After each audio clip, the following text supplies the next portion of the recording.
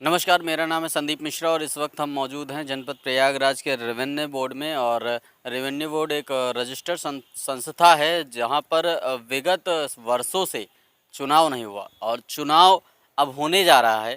तो हमारे साथ इस वक्त विजय चंद्र श्रीवास्तव जी हैं, हाई कोर्ट के अधिवक्ता हैं और अक्सर हमारे चैनल पे कुछ न कुछ किसी न किसी मुद्दे पे आते रहते हैं और पीआईएल एक्सपर्ट हैं, जिनको हमेशा कहा जाता है कि पीआईएल एक्सपर्ट हैं और किसी न किसी मुद्दे को लेके चाहे वो ईश्वर हैं या मानव हों, सबका पीआईएल करते रहते हैं। तो सर, आप इस चुनाव को लेके जो होने वाला है, जो कई वर्षों से नहीं हुआ, अब होने वाला है, इसमें क्या प्रतिक्रिया है आपकी?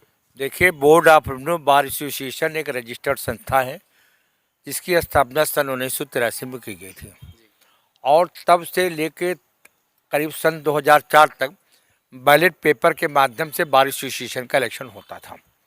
2004 तक कई वर्षों तक मैं लगातार यहाँ बार का सेक्रेटरी रहा हूँ और 2004 में किसी वजह से मतभेद होने के कारण मैंने अपने पद से इस्तीफा दे दिया। उसके बाद बार एसोसिएशन का इलेक्शन नहीं हुआ। सन 2009-10 में हमने रजिस्ट्रार सोसाइटी से आदेश करा करके बोर्ड ऑफ रेवेन्यू बार का इलेक्शन कराया। उस वक्त सुनीता शर्मा एडवोकेट जी ने सेक्रेटरीशिप का इलेक्शन लड़ा था और सन 2010 के बाद आज तक board of revenue bar association का चुनाव नहीं कराया गया और वही लोग पदाधिकारी बिना पद के सेक्रेटरी, प्रेसिडेंट, वाइस प्रेसिडेंट, कोषाध्यक्ष बने रहे और किसी ने कोई बात की आवाज़ नहीं उठाई।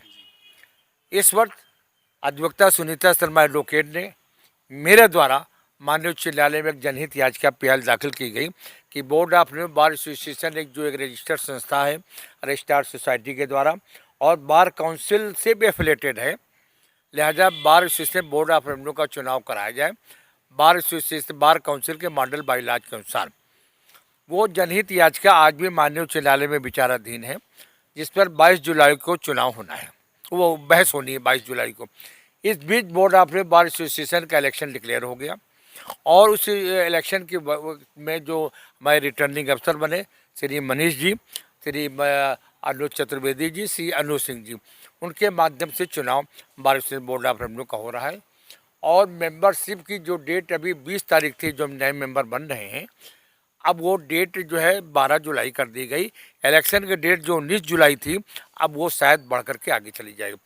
अब सवाल यहाँ इस बात का है कि क्या मॉडल बाइलाज लागू होना चाहिए कि नहीं लागू होना चाहिए। हम लोगों ने चेयरमैन जो बार काउंसिल के हैं श्री श्री मल्होत्रा साहब, उनको हम लोगों ने एक आवेदन पत्र दिया कि bar association board of revenue bar council से एफिलेट है, संबद्ध है, लिहाजा मॉडल बाइलाज के अनुसार यहाँ का इलेक्शन होना चाहिए। उन्होंने एक डायरेक्शन देने की बात कही है और अपने को बार एसोसिएशन के सिलेक्शन में एज ऑब्जर्वर और श्री राकेश पाठक जी जो वरिष्ठ अधिवक्ता है, उनको उन्होंने ऑब्जर्वर नियुक्त किया है। अब देखिए, चुनाव हो पाता कि नहीं हो पाता, किस रूप में हो पाता है नहीं हो पाता। हम लोगों की जो भूमिका है, हमारी सुनीता शर्मा एडवोकेट की जो भूमिका है, भूमिका सिर्फ इस बात की है कि बार एसोसिएशन अगर रजिस्टर्ड संस्था है, बार काउंसिल से एफिलेट है, तो बार एसोसिएशन का एस्टेब्लिशमेंट होना बहुत ज़रूरी है। क्योंकि अगर बार हमारा सुदृढ़ नहीं रहेगा, सुसंगठित नहीं रहेगा, अधिवक्ताओं की बात को कौन उठाएगा। आए दिन यहाँ लाइट नहीं रहती, आए दिन यहाँ पानी नहीं रहता, तमाम न्यायिक व्यवस्था में तमाम विसंगतियाँ होने के कारण अधिवक्ताओं को परेशानी होती है, वादकारियों को परेशानी होती है। अभी बहुत मुद्दे हमने माननीय चेयरमैन साहब को उठाए हैं, ख़ास तौर से कि सर्किट कोर्ट यहाँ पर मेरठ आगरा कर दिया गया। हमारे न्यायिक सदस्य सर्किट कोर्ट बैठने जाते, मैंने कहा सर्किट कोर्ट मत करिए, बल्कि इसको वहाँ से राइट ख़त्म करके बोर्ड ऑफ रेवेन्यू में ही मेंबर को बनाइए और आगरा और मेरठ के केसेज यहीं कराइए। यहाँ पर करीब 3-3.5 साल से बेंच का रोटेशन नहीं हुआ, जबकि हर 3 महीने में बेंच का अदला बदली परिवर्तन हो जाना चाहिए। मैंने इसके लिए भी चेयरमैन को पत्र लिखा कि साहब इसको करिए। यहाँ पर ट्रांसफ़र एप्लीकेशन जो मूव होती है, उसको चेयरमैन ने कहा हम अकेले सुनेंगे और रिस्पेक्टिव जो मेंबर हैं उसको सुनवाई का अधिकार आपने छीन लिया। उसके लिए मैंने कहा कि आप हमारे यहाँ रिस्पेक्टिव मेंबर हैं तो आप उनको सुनवाई का मौका दें। और यहाँ पर बहस होने के बाद जजमेंट जब रिजर्व होता है, कई महीने के बाद फैसला नहीं आ पाता है, तो हमने चेयरमैन साहब के सामने इस बात को रखा कि जैसे ही बहस हो, 30 दिन के अंदर सिविल प्रोसीजर कोड के अंतर्गत 30 दिन के अंदर आप फैसला कराने की बात करें, बेंच का रोटेशन कराएं, सर्किट कोर्ट खत्म कराएं। तो अगर ये बार सुसंगठित होती, अभी तो मैं एक्स जनरल सेक्रेटरी बार की हैसियत से मैंने रिप्रेजेंटेशन दिया है, लेकिन अगर यही बार सुसंगठित होती तो बार के माध्यम से अगर यही बात उठाई जाती तो बार बहुत मजबूत होती।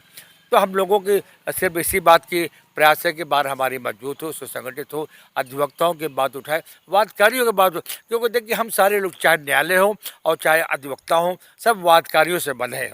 अगर वादकारियों को न्याय नहीं मिलेगा, देर में मिलने की सब होगी या कहीं दिक्कत होगी, तो हम लोगों अधिवक्ताओं को उनकी बात को उठाना चाहिए, न्यायालय के समझ रखना चाहिए, चेयरमैन के सामने रखना चाहिए और शासन के सामने रखना चाहिए। सर आपने पीआईएल दाखिल की है और हाँ, आपने ही मैंने पीएल दाखिल की है, उसकी सुनवाई 22 जुलाई को होगी और हमारा प्रयास होगा कि उसे 22 जुलाई में अगर उसके पहले यहाँ इलेक्शन हो गया तो ठीक है, अगर इलेक्शन नहीं होता तो माननीय उच्च न्यायालय से इस बात का अनुरोध करूँगा कि जो भी बोर्ड ऑफ बार का इलेक्शन हो रहा है वो माननीय न्यायालय अपने निगरानी में रखें और पूरी रिपोर्ट समय समय पर या इलेक्शन के बाद पूरी रिपोर्ट तलब करें, ताकि यहाँ का चुनाव निष्पक्ष और न्यायप्रिय हो सके।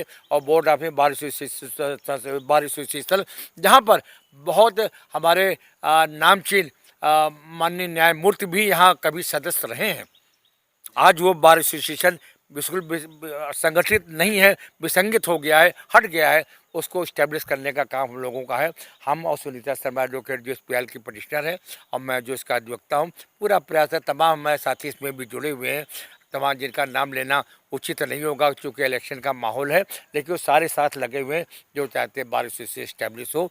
और आपके इस चैनल के माध्यम से मैं चाहूँगा कि हमारे जो अधिवक्ता बंधु हैं उनसे आग्रह करना चाहूँगा कि अधिक से अधिक लोग बोर्ड ऑफ बार एसोसिएशन के मेंबर बने और इस इलेक्शन में भाग लें, ताकि बोर्ड ऑफ बार एसोसिएशन एक मजबूत संस्था के रूप में उभर कर आए। मैं Vijay Chandra Srivastava, advocate, ex general secretary of the bar. तो हम देखेंगे अगर जो क्या माननीय उच्च न्यायालय का क्या आदेश आता है, क्या उनका वहाँ से निकल के आता है, और अगर चुनाव होगा तो फिर देखेंगे कि क्या चुनाव में कौन खड़ा होता है या बार के एसोसिएशन का चुनाव में क्या चीज़ें आती हैं निकल के, हम आगे देखेंगे। धन्यवाद। यहीं से स्पाई न्यूज़ से संदीप मिश्रा।